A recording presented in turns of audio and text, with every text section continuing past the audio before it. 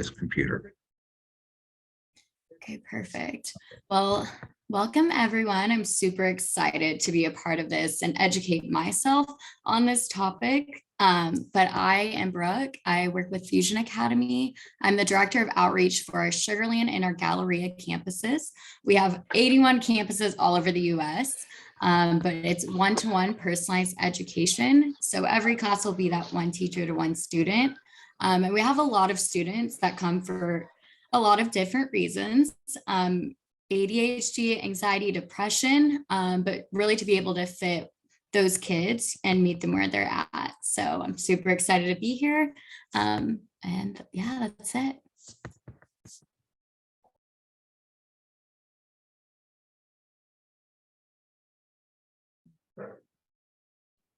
Pam, you want to go next? Yeah, Pam, you can go next.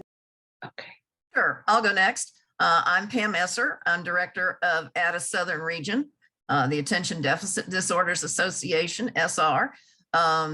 We do virtual support groups and virtual workshops. So we have, in addition to this one with Ron and our collaborative, we have 4 to 5 others per month. And we have several other upcoming events, and I'll announce it now. In February, we will have workplace accommodations, February 11th. So stay tuned and check us out. Thanks. Great. Julie, you're up. Hi, everybody. I'm Julie Pomerantz, and I'm the Admissions and Outreach Director for the Hub Houston. The Hub being an acronym for Heard, Understood, and Believed in. I'll quickly tell you about 4 programs. We've had 3 programs up until recently, and we're really thrilled and excited to have now added a 4th. First of all, we do have a school campus out in Northwest Houston for ages 13 through 18 or 19. And then we have a young adult campus called Life 101. I'm very excited because they're actually attending today. They're on the screen. This is our young adult campus for ages 18 and over. And then we also have a club that meets 3 nights a week and 1 weekend a month. It's called Club Hub. And again, that's ages 18 and over. And most recently, we now have underneath the Hub's wings, a program called Aspire Accessories, which actually employs young adults ages 18 and over who are referred to as our artisans, and they are creating magnificent things every day, leather works, jewelry, painting magnificent oyster shells, embroidery, sewing, you name it. And so we actually are so thrilled to have them as a part of the Hub now. They have a huge online presence and they do a lot of markets as well. Before I end, I want to quickly let you know about our population. We work with various diagnoses, mostly the neurodiverse population at the Hub. Finally, on December the 8th, we're having our annual holiday market. It's at the Life 101 campus out on Dow Road. It's going to run from 8 in the morning till about 3 in the afternoon. All of our members come together. They're all selling their wares. It's a magnificent market, open to the public. And just so you'll know, it's at 5237 Dow, D-O-W Road. So we welcome you all to that. Thank you so much. You're up. Hi. I'm Alexandra Roark. I'm a therapist here at the Houston Neuroscience Brain Center.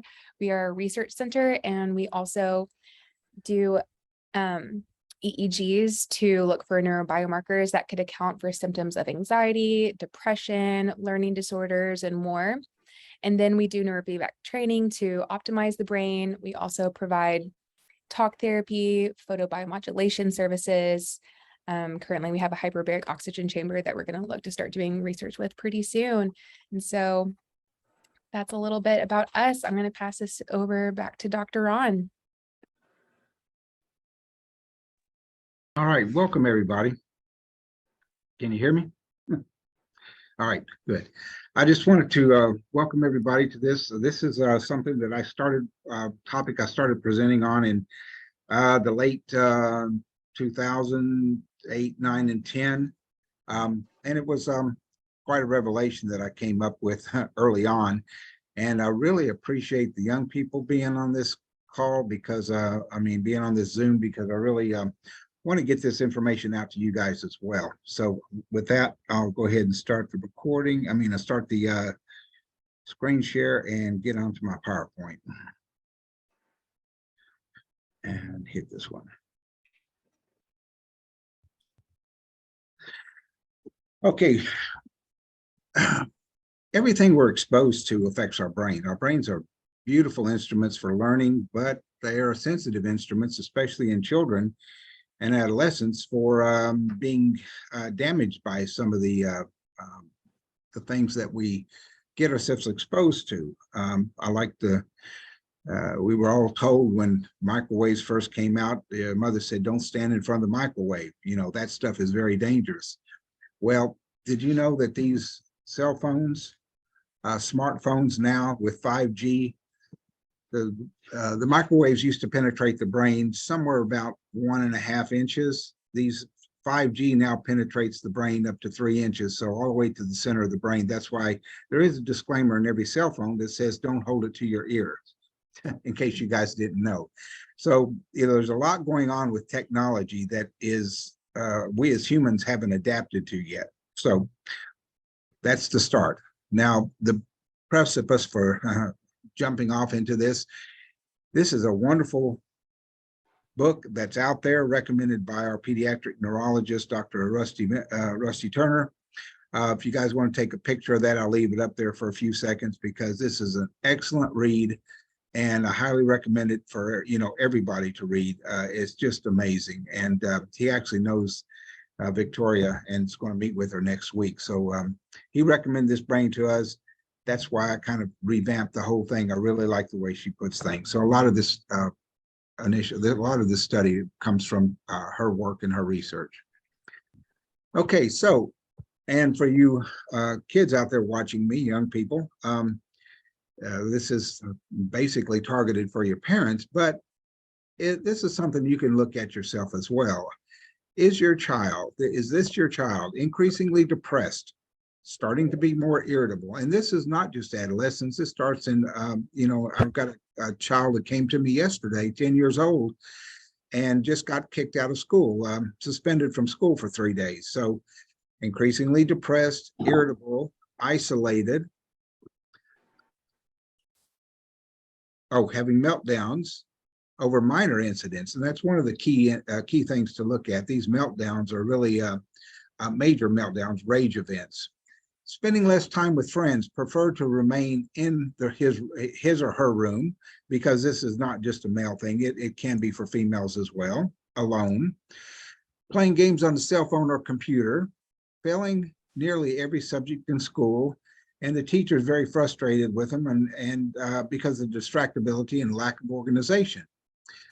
We're talking about video gaming, but we're talking about all electronic use here, just to give you generally speaking. So how do we know if something is an addiction? Well, if it's affecting your family life, your personal life, or your school, then it's an addiction. And that's what we have to address here. So signs and symptoms.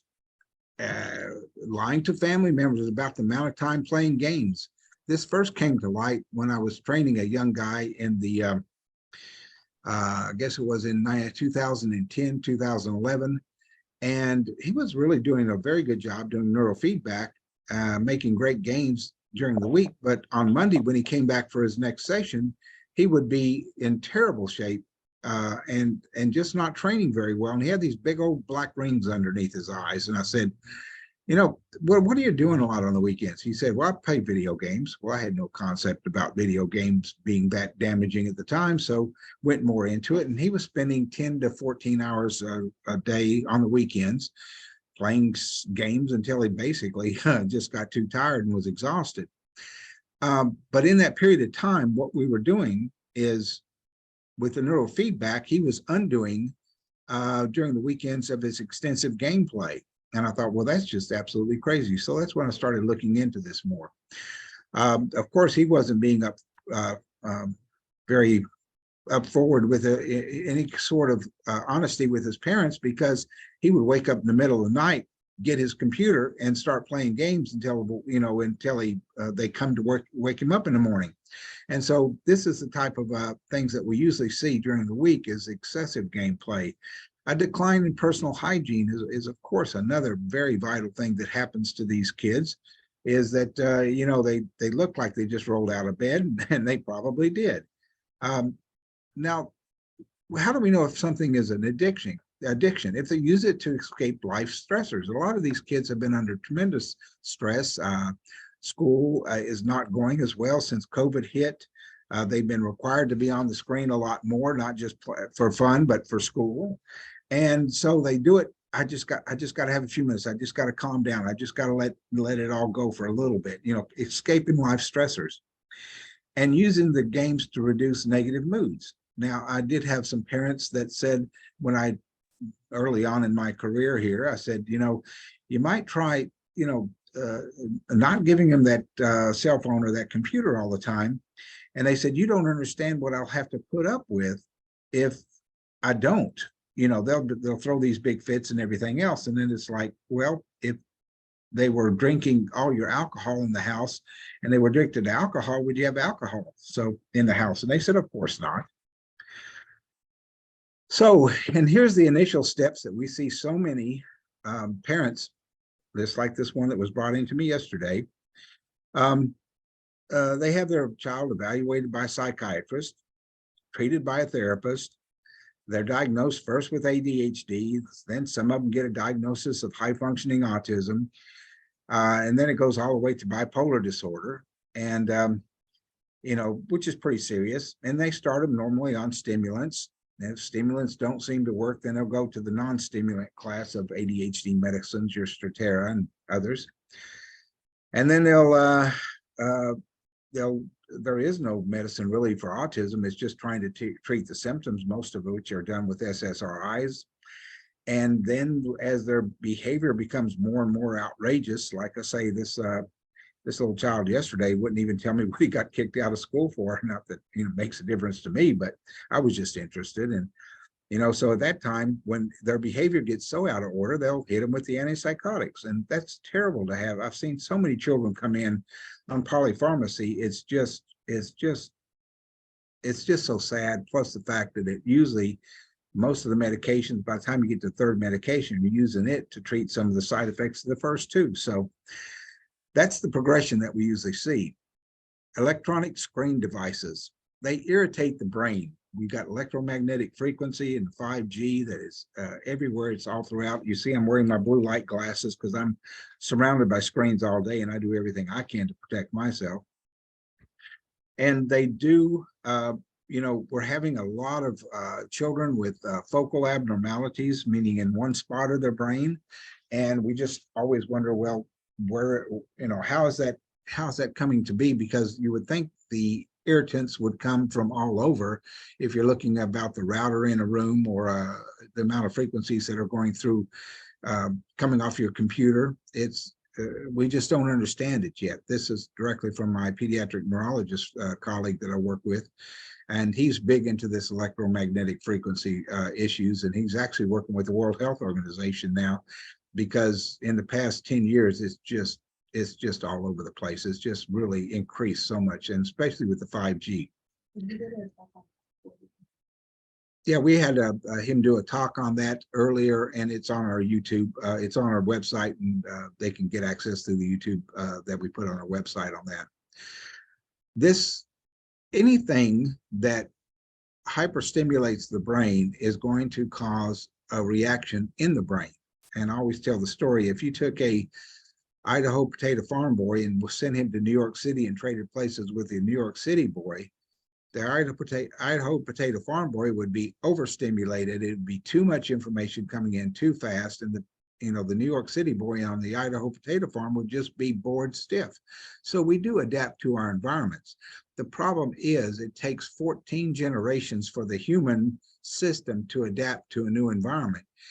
And we haven't had 14 generations since we actually started computers, you know, or even radio signals, because that was the first radio frequencies they were looking at, electromagnetic frequencies. So this overstimulated nervous system, it wreaks havoc in there. It creates all sort of a release of cortisol, which what does cortisol do? It makes you crave comfort foods. So the last thing you want is a healthy diet. You know, you love your chips, you love your chicken nuggets, you love all the stuff that's not really that good for you. And then you end up not missing, it destroys your sleep. And so sleep is so critical to these brains during the childhood and adolescent years because they're growing so fast. Now, this specifically, what makes it addicting is because it eventually depletes the dopamine system. And I've worked in the addiction area for quite a few years, decades actually. The dopamine system, there's a study they did with rats where they gave rats an option to drink their liquid food or to drink cocaine water. Well, the rats would drink the cocaine water until they basically became emaciated and died because they would rather have their drug of choice than to feed their body. And so that's extent. When you deplete your dopamine system, it's hard to get pleasure from anything else other than your drug of choice or your video game of choice or whatever. And the way the video games are set up, they're set up specifically so that you have to keep going to that next level and get to that next level, which is further and further depleting that dopamine system.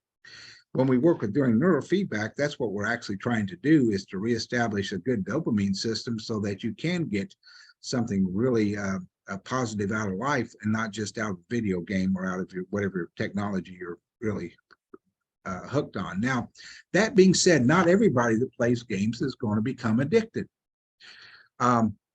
I found that those young people who are very good in math or very good in music seem to be inoculated against becoming addicted. And I don't have a clue why. It's just an observation. But not everybody does become addicted, no matter what they're exposed to. But if you turn on that addiction gene that's in your genetic makeup because of your parents or your ancestry, you can trigger it, and then you will have a problem with addictions in all sorts of ways the rest of your life. So that's one thing we would like to try to avoid. So this addiction is really something that I think is, we know that video gaming, the heavy gaming, the first person shooter and that kind of stuff is far more, has far more participation by males than females. And there's a reason for that. The males have there's an amygdala, which is their fight, flight, or freeze response system in their brain is 14% higher, 14% larger. And what this means is that when they actually get into the games, they're getting more of a thrill than females would out of the game. Now, there are female video gamers that are quite good, and I actually know one of them. She's one of my assistants, but so she is a gamer, but she doesn't have the, so she doesn't have that problem with becoming addicted, but it's just a point to know. When you attack your system, when you bombard your system with this much excitatory neurochemistry for that extended period of time, it affects your immune system. I've done studies on health after disasters, and immediately after a disaster, everybody's health will slightly improve because it does boost your immune system. But when it goes chronic after a long period of time, like in war, your immune system's wiped out. So, again, that's why we have a lot of the young guys will start seeing their acne get worse. They'll be more sickly looking. They'll get that kind of that pallor color in their face. It's like they never came out of the room, never saw the sunshine. And this is all part of the immune system and the reaction to the actual extensive gaming. We know that they tend to pick up weight. Well, it's not just because they're craving comfort foods, but because of lack of physical activity.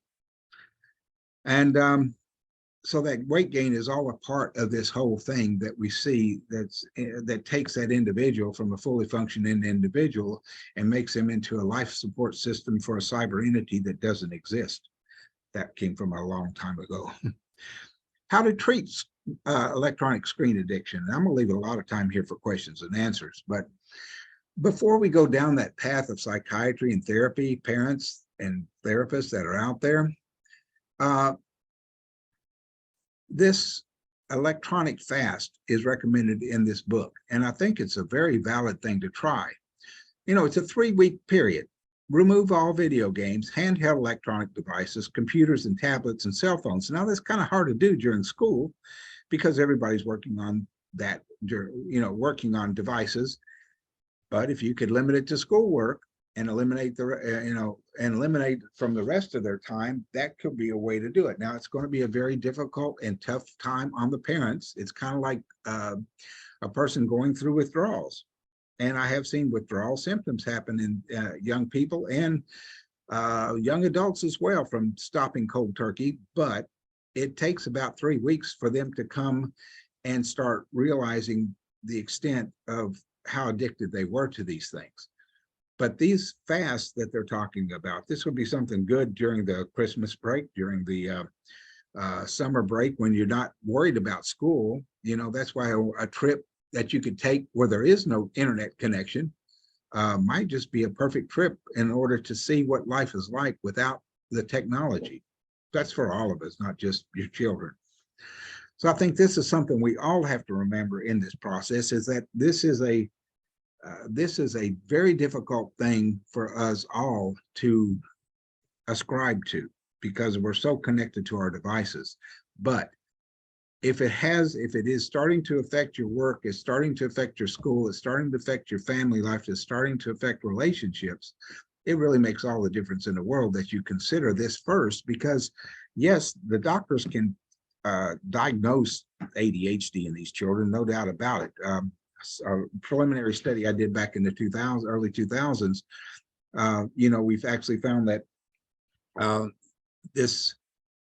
the ability of the body to recover from something like this is pretty fast, but the ability to get addicted to it also is pretty bad. So, you know, I'll just play my game for an hour. Well, that doesn't seem to work because nobody, if they can't restrict themselves and live the rest of their life without their game in their hands, we've got a problem. And like I say to the kids out there, I'm not saying this is for everybody. I am just saying if it is affecting your work, if it's affecting your relationships. I've seen so many of these young people in relationships, they're not interested in relationships. They're not interested in friendships. They say, well, I play video games on my computer with friends. Well, it would be much better, and I try to convince the young people of this all the time, rather than trying to be this superhero, why don't you go take some karate classes? Why don't you, get into something that's playing with the real world tools and toys rather than the cyber world? I think Guitar Hero had when it came out, I thought, you know, that was such an opportunity to let people jam with the best guitar players and bands in the world, but they used a piece of wood and called it a guitar, and it was an air guitar. And it's like, oh my gosh, they had all the opportunity to make something real and they made something fake. You know, so we really have to get out of the cyber world and get into the real world, because the real world is where we live, and that's how we're going to make our money the rest of our life. So I'm going to open it up for now for questions. I like to leave plenty of time for this because there are usually a lot of questions about video gaming, and Alexandra is going to talk about some of the research that she's looked into as well at the end of this. And I'll be leaving about 15 minutes early. I got that doctor's appointment, but she'll continue with you guys. So do we have any questions? Do you see any on the chat? I have a question. Okay, sir. Yeah, I'm developing a system. So I'm a gamer myself. I used to actually own a video game LAN center when those were a thing. Sure. And I've had my bouts with addiction with it pretty bad. I've never had any substance abuse issues. I had alcoholism in my family, but it's one of those things that kind of snuck up on me. And that's actually what I'm trying to build my system around. But I'm trying to utilize games as the mode to kind of reach the people, if that makes sense, like using it as the analogy system. But I'm trying to find a way to do that while also promoting them taking a break. I guess my question for you is that you said 3 weeks is a good time for kind of that dopamine reset period, you said? Well, no, 3 weeks is to break that addiction so that they can start becoming less irritable, start doing better in school and everything like that, see a real difference in themselves. I think that, you know, kind of like an alcoholic, yeah, you can't be a bartender if you're trying to stay sober, you know, so if you go right back to it, you're going to jump back in. We had a guy that we were working with was a swimmer for TCU, went in his freshman year, but he was an avid video game player. And so, he got to school, and of course, you know, given the choice of going to class or playing video games, he was playing video games, and he basically flunked out in a year. Came to us in September. We started doing neurofeedback, got great games. He was off the games during that period of time, but his parents for Christmas bought him a video game. And so the games that we made in that fall, when we measured him again in January after he'd been saturated in this new game, we lost everything. And so it was so sad, you know, that it's that kind of situation. The brain will adapt back to that place. So I'm really interested in your thoughts, though. I think there are some things that you can pick up in video games, but you know, even the Sim Cities and those that take a lot of thought and everything else, it's kind of like I've never seen anybody that was a Monopoly champion become a CEO of a company. I think you have to really have that hands-on experience and hands-on reality check to, well, I tried that and that didn't work, you know, not just push a reset button and go again, you know. So, but I like your idea. I think it's great. Where's your practice located? Houston, Texas. Where are you located? I'm in the Spring Woodlands area. I'm actually I know I've worked with Pam in the past and done presentations. I have a background. I was a school psychologist for a while. And I've been trying to develop a system to help kids get out of that virtual world too. So I would love to meet with you. Come down here and visit our office. We're right close to the Med Center off of 59 in Kirby. And yeah, please, if we could develop something that can pull them out of this. Everybody's looking for it right now because they're starting to actually set up video game addiction centers in the country. Yep. And they're not addressing everything, but I think from your perspective, if we could use that as an inroad, because somehow we've got to restructure these brains so they see that delayed gratification is the most important concept to get into their brains, because life is delayed gratification. You know, yeah. Video games, instant gratification, alcohol's instant gratification.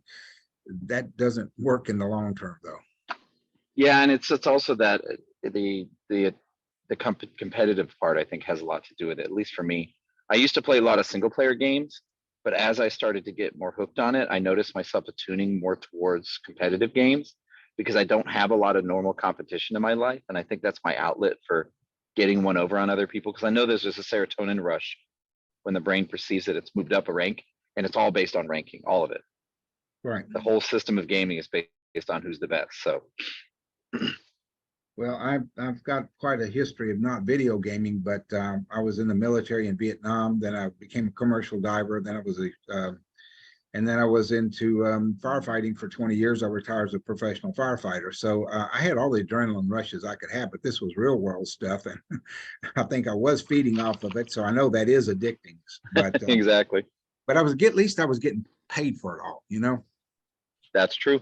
Well, thank you. I'll make an appointment. I'd love to come visit you.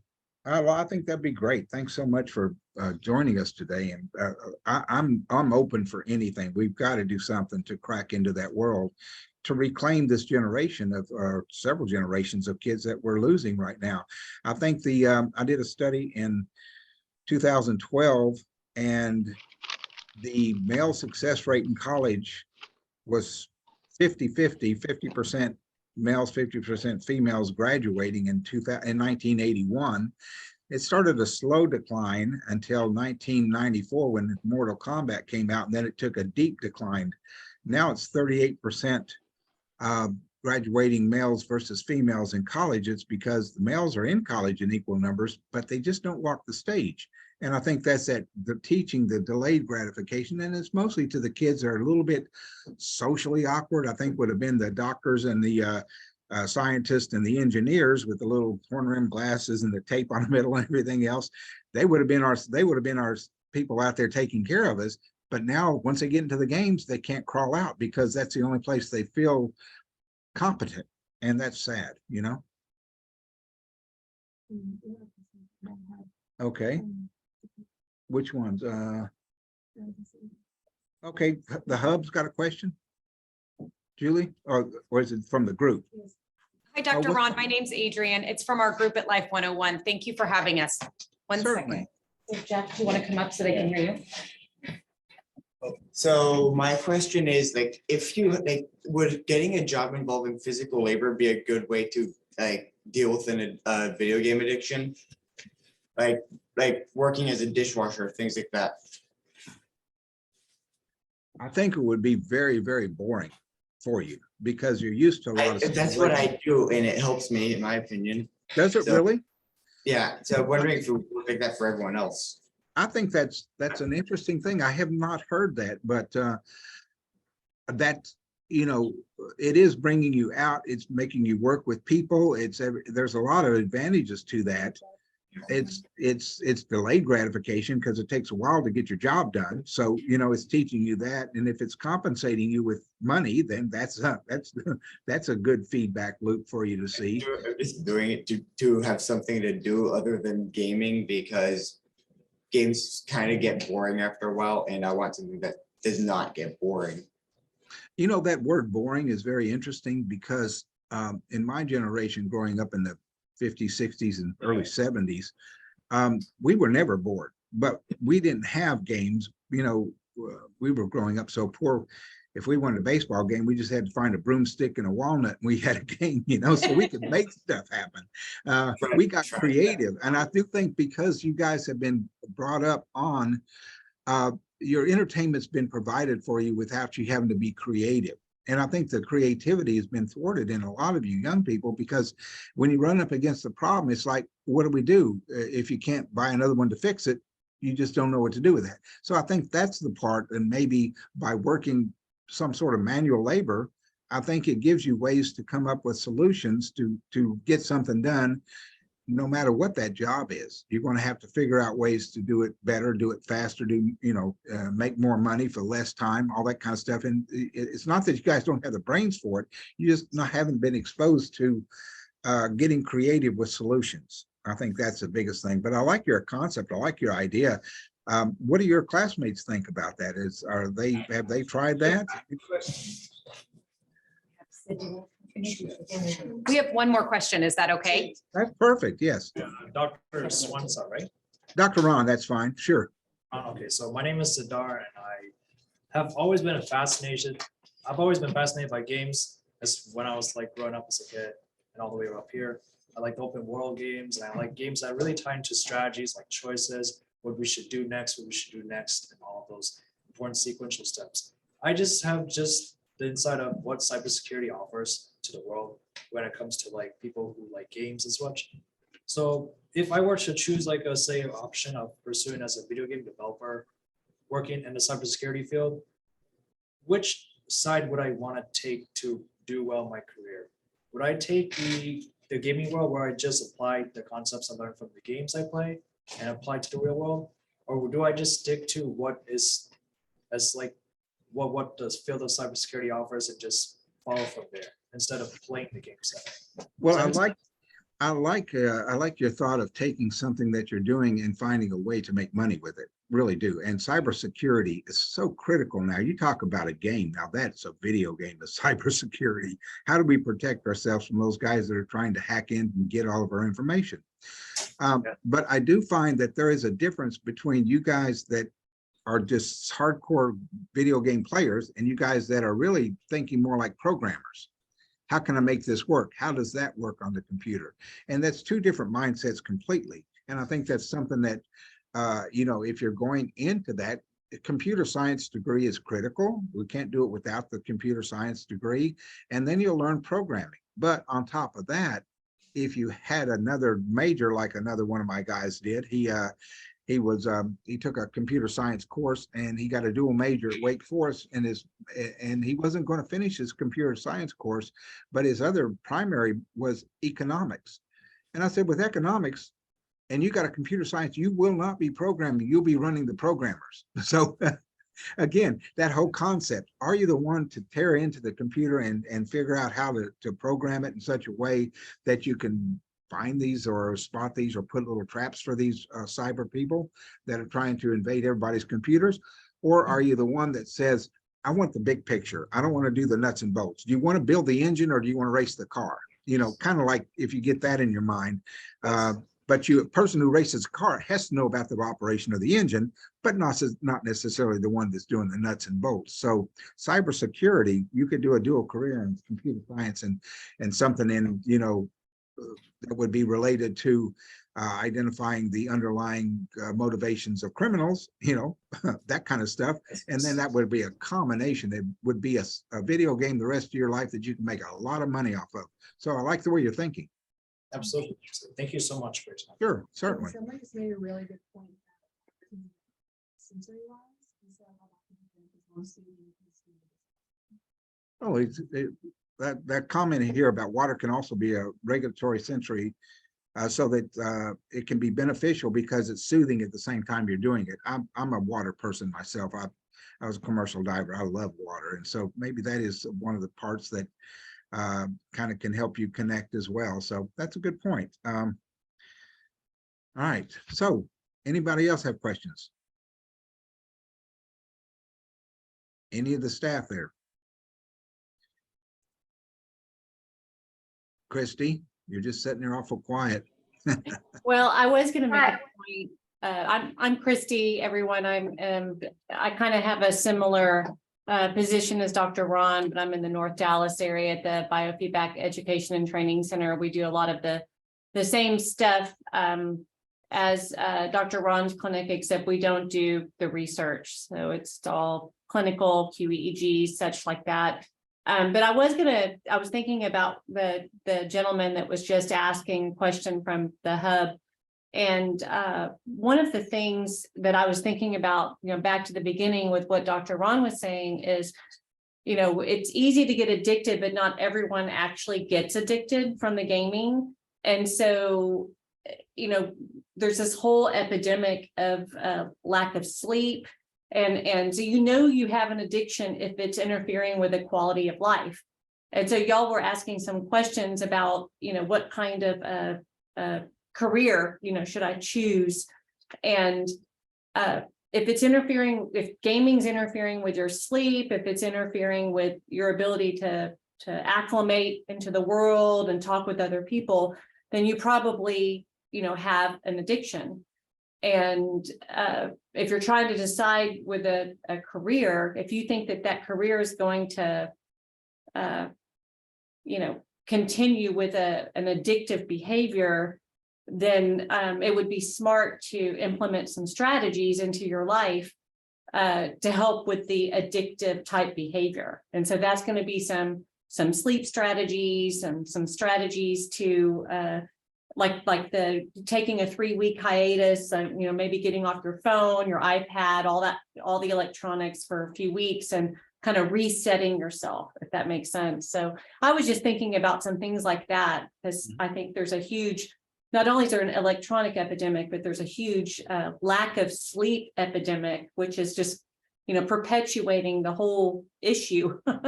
So it's causing all kinds of problems. I think so too. It's you know, it's funny, it doesn't stop when you graduate high school and you go on to your life. There are many young adult males that go out there and get married, and they have they're addicted to the games, and there they are playing games at night and ignoring their wives, and that's causing a lot of issues in the young adult population. And yeah, that, and they can't, well, I know of a lot of people just personally and, you know, just in my practice who can't finish college, you know, because of the addiction. They can't complete their courses because they're addicted to the gaming. And that's when you know it's a problem and you can seek help and start implementing some changes into your life, because you can change it. But I think it's fascinating when you really look into it, what the addiction does to your brain. And to me, that's just very telling. So doing a QEEG or really just, you know, educating yourself about what it does to your brain as motivating enough, I think, to change the behavior. I would hope so. Yeah. Then I have found that those are, there's a subset of young males that I've worked with in the past 20 years that they never, once they crawl into the games, no matter what interventions we've tried, we can't get them out. And they become what I refer to as house pets. And they'll live with their parents the rest of their lives. Basically, the kid in the basement or the kid in the attic, just doesn't want to get out, doesn't want to have a relationship, just leave him alone and feed and water him and everything will be just fine. Require anything of them and they'll have a fit. So, and I feel so sorry for those families. That's just a terrible, terrible thing to waste such wonderful lives that are very intelligent, but we can't get them out of the games because of the addiction. So on the one hand, which is the instant gratification. And I love just the whole discussion about instant gratification, versus delayed gratification. There's a book written a long time ago, Dr. Ron, I'm sure you're familiar with it. Maybe some of the older individuals watching this right now, called The Road Less Traveled. oh yeah, Yeah. I got it. Yeah, I do too. And it's funny because I have the old version and some of you younger folks might want to check into that book. It's called The Road Less Traveled. And it's all about delayed gratification versus instant gratification. And I have a couple of copies of it of myself. My dad read it and wrote all kinds of notes to the side of it. And that's when I learned early on about the importance of delayed gratification.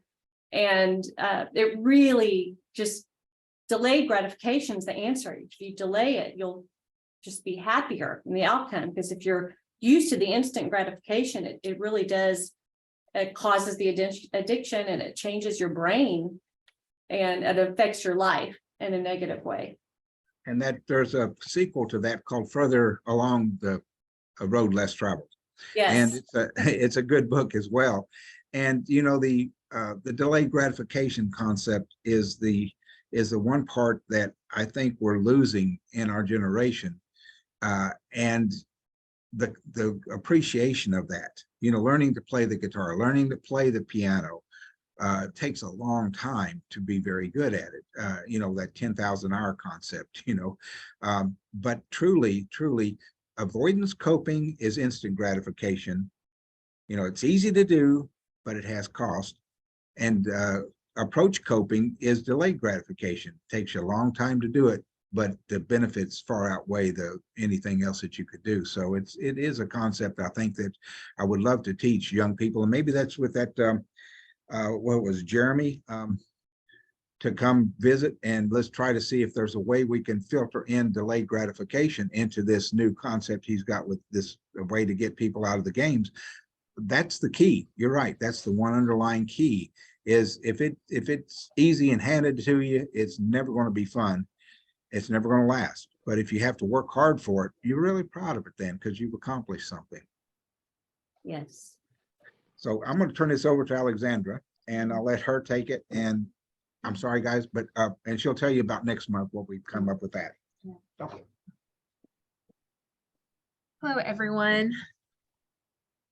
Thank you for attending today. If you have any more questions and Dr. Ron wasn't able to get to them, his email, I put it into the chat box up near the top. It's drron@hnbraincenter.com. Feel free to email us any other questions and he'll get to them.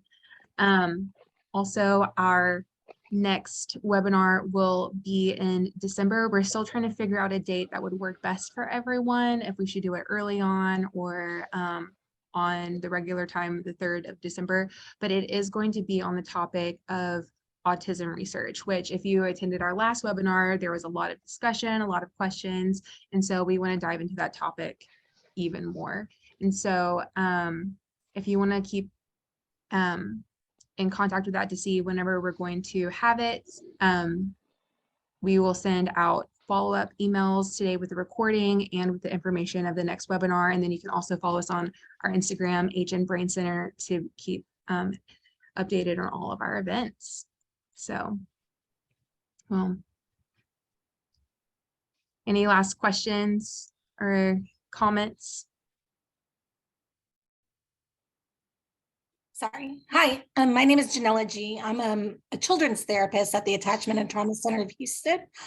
So I have their children, lots of children on video games. And then what I noticed is that sometimes then they start reading books instead of like getting off video games, reading books. But the problem with the books is that they don't stop reading as well. So what would you recommend? Because, you know, they're also sneaking books as well as when they used to sneak the video games because they can't wait to finish the book. Yeah, it's about to wrap up. Yes. Okay. I think that's a great question. I think, you know, once you notice that with the video games and then with the books, well, then, you know, you can see a theme going on that they get very like hyper fixated and maybe have, you know, their brain is wired to have more of a tendency to get addicted to things. So then teaching, you know, tools and ways to manage their time and to balance things. And so it's like, okay, you know, so routines and scheduling, okay, from this time to this time, you can have your books. And then other than that, you know, outside those times, we're going to have to work on chores or homework or something else, a different hobby, and managing time that way. And so Dr. Ron, he uses a traffic light as a way to help kids manage time of, let me see if I can pull it up real quick because it's a good one. I have it on our Instagram.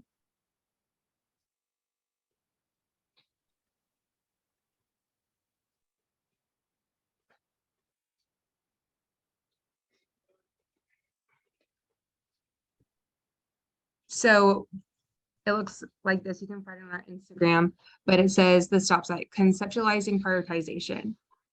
So with reds, these are things that need to be done as soon as possible. And if there are too many, you're going to be overwhelmed and short on time. Yellows, these are the things that don't need to be done now, but if you wait too long, they'll become reds. And then greens, these are fun things that you can do whenever you're done with your responsibilities. And so kind of labeling things as a red, yellow, green can be a good way to help them manage their time too.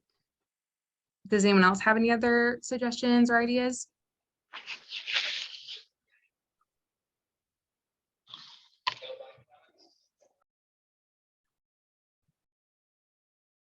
Yeah, it can definitely be really hard to balance all the fun things. I've had to do the same thing with TikTok. TikTok can get very addicting, and I see that with my kid and teen clients. And so I had to put a little timer on my phone that after a certain amount of time for the day, it stops my TikTok app. You know, so setting boundaries like that and having maybe an accountability partner if you're not able to do it yourself. Yeah, no, a lot of definitely a lot of boundary setting. Like we have to like kind of stick to the boundaries, and parents stick to the boundaries too. Make sure that's there and the time limits. But there's a lot of, you know, it's a lot of battles, and so it is definitely it takes a lot of time and to find a system that works for you. A lot of different trial and error. We found too with our parents who have some behaviorally challenged kiddos, they like to put, you know, an iPad in front of their child just to help them out with time and time management, which is sort of perpetuating the problem with the addictive type behavior. So we always suggest, again, like just like what you just suggested with the stoplight, is setting a timer, except, you know, it's the same concept, but setting a timer for how long they can be on the electronic device, and then taking away the device for as long as you can. It's harder as the child gets older, but taking away the device an hour or two before bedtime, and then scheduling playtime. So you know, if they're younger, you can schedule play dates, but even like time just out with the family, because I think that's also a lost art. You know, a lot of times the families aren't spending as much time together. So literally scheduling time to do something other than electronics. That's true. I think that's a really great point, because it's like, let's say if they have this all like a whole day of Saturday or this whole evening and they don't have things scheduled out like that, then they're just going to be more likely to continue reading because they might not have something else to do or they don't have it set in schedule. So maybe having something visually or a planner routines That would be a good way so that they know, okay, I have this, and this to do for the rest of the day. And play And I games. wonder too, just sort of a thought here, I'll put it out there, is it okay? Like, I don't know, I remember as a child, I couldn't wait to finish a book. You know, because I don't think the book gives us that, I don't know, dopamine effect or whatever, like just to perpetuate the addictive type behavior the way like a device would. So I don't know, I just don't see the wanting to finish your book, maybe it can be a little addictive, but I don't see it as bad as the electronic device. But what do y'all think? I don't know. I can see like personally, like when I'm reading a book, like I can't put it down and I'll look at my clock and it's 2 a.m. And it is that I want to know what comes next because I know I have work the next morning. And then I'm like, oh my gosh, because I have to do my work first, right? But that's why I can't get enough sleep. It does interfere with the sleep. It does. Yeah. Yeah, that's true. So it's like it probably doesn't have as a negative impact on the brain like we saw video gaming today can. But at the same time, I guess if it's crossing over those boundaries where you're not going to get enough sleep, well then, that's when like, okay, I got to reel it in now. But we probably all have memories of like us being kids and like having like reading books under our beds with flashlights so our parents can't see. The thing about the gaming is that you're waiting for that next reward. And reading a book, you're not waiting for that next reward. You're just wanting to know what happens with the story usually. So, but you're not getting like this instant reward. It's not like this instant gratification type of thing like you get with electronics. So I kind of wonder, like, I guess with the taking the screens out 2 hours early, put a book, you have that extra time. Like, hey, if you read past bedtime, maybe let's start reading earlier. And then you can finish it. I think that sounds like a good strategy. I just wonder what it does to the brain, but yes, I think it's a great strategy. I just want to throw this out there as somebody who's been addicted to games. The biggest issue with a lot of competitive games is that if I win a game, I get a rush of serotonin and it feels amazing. So my brain, my justification is, I want that again. I'm gonna play again. And then if I lose, my justification is I can't stop playing on a loss. No matter what. So if I win, I want that rush again. If I lose, I can't stop. It's bad luck to log out on a loss. Mm-hmm. And you don't want to log out on a down because where am I going to get that up again? And so what'll happen is that when I turn to the external environment, I start paying attention to the people around me or my guitar or going on a hike. It's extremely, the outside world can't compare. It can't compete with simulated stimulus. It just can't. Yeah. And so it creates this idea where everything does feel extremely boring.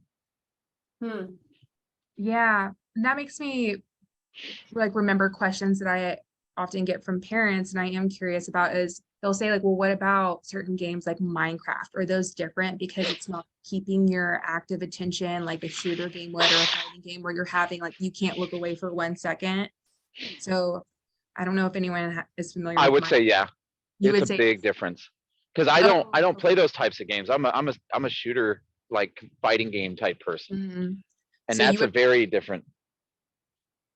Yeah. So you would say that Minecraft might not like rewire the brain the same way? Okay. The thing with me and the way I always use this comparison is when I was younger, my brother played with Legos and I played with action figures.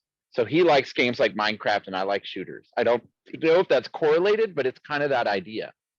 I like the action and the story rather than the creativity.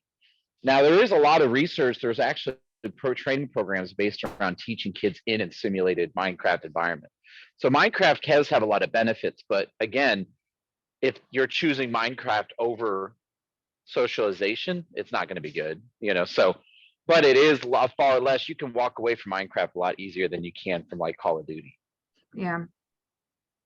Yeah, when Dr. Ron had me looking at research on video games, he even told me to see if I could find anything positive. And I did find a recent study this year from the NIH that said that they did this huge study and apparently they looked at a group of kids who had video game 3 hours or more a day, and it showed that it helped with impulse control and working memory. And but then now that makes me wonder, I wonder what they were playing. I wonder if it was Minecraft type games or if it was shooter games. Yeah, because with Minecraft, you have to have a basic understanding of you have to learn the physics of that world. And it's pretty amazing when you find a 5-year-old who accidentally built a pressure plated opening door through physics. You know, like they figured out how to wire it. Basically, there's a type of stone in Minecraft called redstone. I don't play Minecraft, but I work with a lot of kids, so I like talking about video games, so I listen to them. But there's this redstone that you can use almost like a closed circuit. So you can actually build electronics in the game if you understand how circuits work. And I've met 4 or 5-year-olds who are capable of doing it. It's really cool. That's really cool. Well, I have to head off because I have to prepare for my next client, but thank you all for attending. This was a wonderful discussion. I learned so much today. I look forward to seeing you all at our next discussion. We'll send out all the information. Thank you, guys. Thank you.